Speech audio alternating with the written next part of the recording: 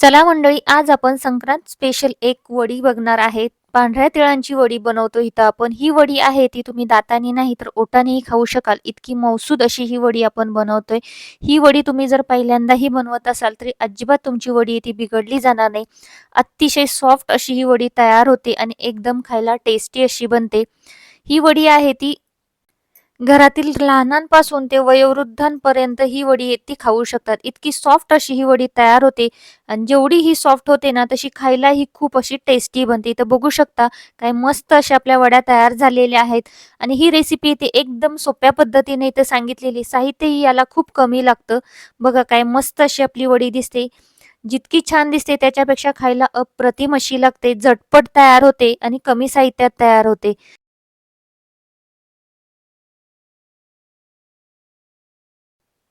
नमस्कार मंडळी, स्वागत आहे आपलं संगीता सोमी किचन मध्ये. चला तर मंडळी, आजची रेसिपी तर तुम्ही सुरुवातीला बघितलीच आहे. आज आपण पांढऱ्या तिळांची वडी तयार करणार आहे आणि ती ही वडी अतिशय सॉफ्ट अशी तयार करणार आहे. कमी साहित्यामध्ये तयार करणार आहे. आणखीन ही तुम्ही पहिल्यांदा जरी बनवत असाल तर अजिबात तुमची वडी ती बिघडली जाणार नाही. चला तर मग आपण जास्त वेळ न घालवता आपण रेसिपीकडेच वळूया. आता याच्यासाठी आपण लागणारं साहित्य सुरुवातीला घेऊया आणि त्याची मापं काय आहेत ते आता मी तुम्हाला सांगते. चला तर इथं आपण सुरुवातीला 1 कप घेतलेला आहे. मेजरमेंटने तुम्ही कोणत्याही कपाने घेऊ शकता किंवा मग घरातील कपाने घेणार असाल तर एकाच कपाने सर्व मापे घ्या. इथं मी 1 कप आहे ते पांढरे तीळ घेतलेले आहेत आणि अर्धा कप इथे मी शेंगदाणा घेतलेला आहे. आता आपण हा शेंगदाणा आणि तीळ आहे ते सुरुवातीला साफ करून घेऊया आणि त्यानंतर मग आपण ते भाजायला घेऊया. त्याचबरोबर इथं मी 250 ग्राम गूळ घेतलेला आहे. त्यातील मी 200 ग्राम गूळ आहे तो किसून घेणार आहे आणि तोपर्यंत आपण हे शेंगदाणे भाजायला घालूया. आता इथं कढई घेतलेली आहे त्याच्यामध्ये शेंगदाणे घालून घेतलेले. शेंगदाणे सतत हलवत मीडियम गॅसवरती आपण भाजून घेणार आहे. एकदम फास्ट गॅसवरती भाजायचे नाहीत, म्हणजे संपूर्ण आतून चांगले खरपूस भाजले गेले पाहिजेत. आता आपण याच्यात त्याच कढईमध्ये पांढरे तीळ घालून घेतलेले. तीळ घातल्यानंतर तीळ लगेच भाजले जातात. सतत हलवून घ्यायचे नाही तर एक साईडनं तीळ जास्त भाजला जातो आणि एक साईडनं भाजत नाही. त्यासाठी तीळ भाजायला टाकल्यानंतर एकदम सतत हलवून घ्यायचे आहेत. आता इथे बघू शकता तिळांचा कलर आहे तो थोडासा चेंज व्हायला लागतो. जसं कढईमध्ये तीळ नाचायला सुरुवात करतात की समजायचं की तीळ भाजत आलेले आहेत. इथं बघा कलरही थोडा चेंज व्हायला सुरुवात झालेला आहे आता. आणि तीळ भाजलेत हे बघायचं कसं, तर थोडेसे 2-3 तीळ आहेत ते तोंडात टाकून बघायचे. मग आपल्याला लक्षात येतं की एकदम कुरकुरीत झाले की मग आपण गॅस आहे तो बंद करून घ्यायचा आहे.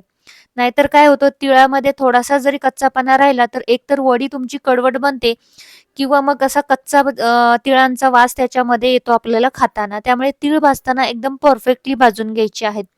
आता बघा अजून मी एक 3-4 मिनिटं झालेली आहेत. आपण तीळ भाजतोय त्याला. आता तीळ आपले परफेक्ट भाजलेले तरी सुद्धा मी एकदा चेक करते की आपले हे तीळ व्यवस्थित भाजलेले आहेत की नाही.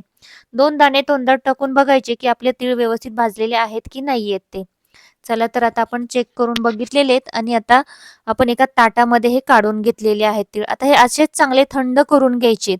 तीळ थंड होत आहेत तोपर्यंत त्याच कढईमध्ये मी 10-12 काजू आणि 10-12 बदामचे पीस घेतलेले आहेत.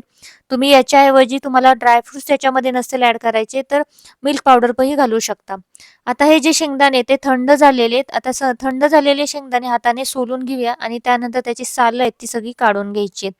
बघा आता हे सोलून घेते असे. हाताने चोळले की त्याची सालं पटकन निघाली जातात. फक्त शेंगदाणा आहे तो थोडा थंड करून घ्यायचा, म्हणजे साल पण पटकन निघतं. आणखीन आपल्याला बारीक करताना आहे ना त्याचा क्रंचीनेस चांगला राहतो. गरम-गरम जर बारीक केलं सगळ्याच कुठल्या वस्तू तर मग त्याचं तेल सोडलं जातं त्याला. आता इथं मिक्सरचं भांडं घेतले त्याच्यामध्ये सुरुवातीला ड्रायफ्रुट्स घातले, त्यानंतर शेंगदाणे घालून घेतले भाजलेले, त्यावरती हे भाजलेले तीळ घालायचे आणि मिक्सरला फिरवून घ्यायचे. मिक्सरला फिरवत असताना एक गोष्ट लक्षात ठेवायची की मिक्सर फिरवत असताना थोडा थोडा चालू करत फिरवायचा आहे, एकसारखा फिरवायचा नाही. 3 ते 4 वेळा फक्त मिक्सर चालू बंद केला ना की हा परफेक्ट आहे ते आपण जे साहित्य आतमध्ये घातलेले परफेक्ट बारीक होतं.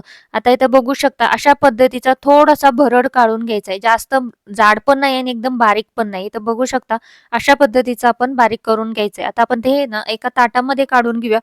सुरुवातीला आपण काजू म्हणजे मोठे पदार्थ खाली टाकल्यामुळे काय होतं ते व्यवस्थित खाली बारीक होतात आणि तीळ वरती टाकल्यामुळे तीळही व्यवस्थित त्याच लेवलला बारीक होतात. बघा आता सगळं साहित्य आपलं छानपैकी बारीक करून घेतलेले असं रवाळ झालेलं आहे. बारीक आपला जो रवा असतो ना त्या पद्धतीने आपण हे काढून घेतलेलं आहे. छान अशी याची वडी तयार होते.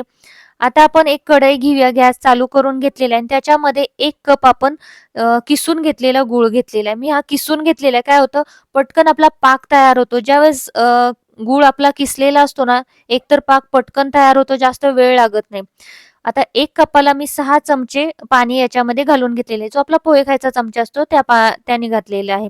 जास्त पाणी घालायचं नाही, तर मग पाक करायला जास्त वेळ लागतो. आपल्याला पाक करायचा नाहीये. आपल्याला फक्त गूळ वितळवून घ्यायचा आहे आणि थोडासा एक कड काढून घ्यायचा आहे.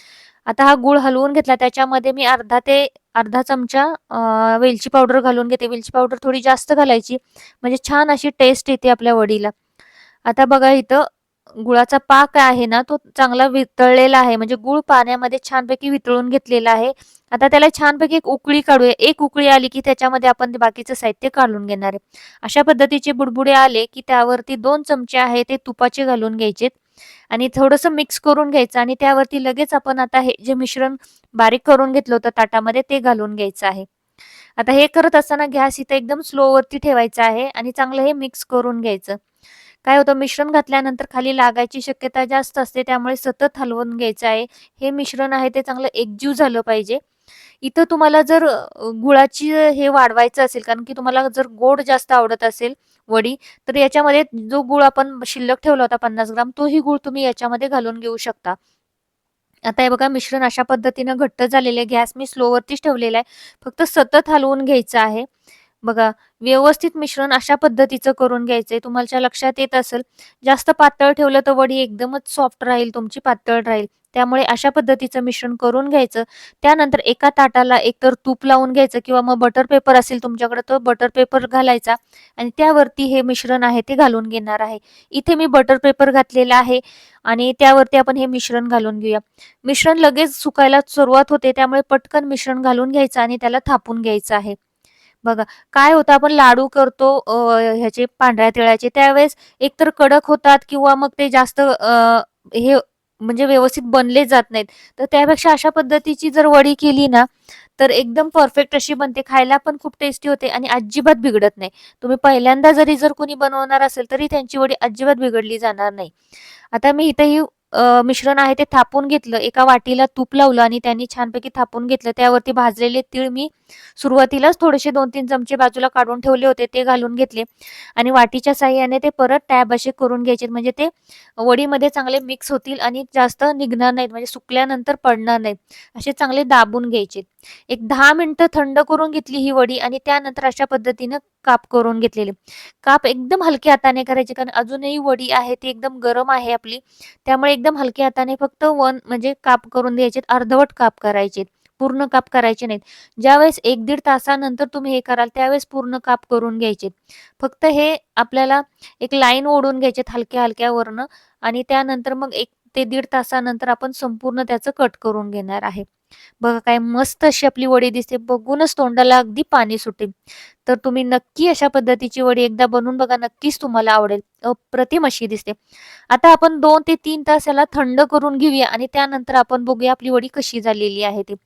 बघा आता इथं 2 तास झालेले आहेत आणि आता जी वडीची आपण लाईन करून घेतल्या होत्या त्या मी परत एकदा सुरीने कट करून घेतलं आणि बघा आता काढून घेतलेले. काय परफेक्ट अशी आपली वडी तयार झालेली आहे आणि खायला म्हणाल ना अतिशय टेस्टी अशी लागते.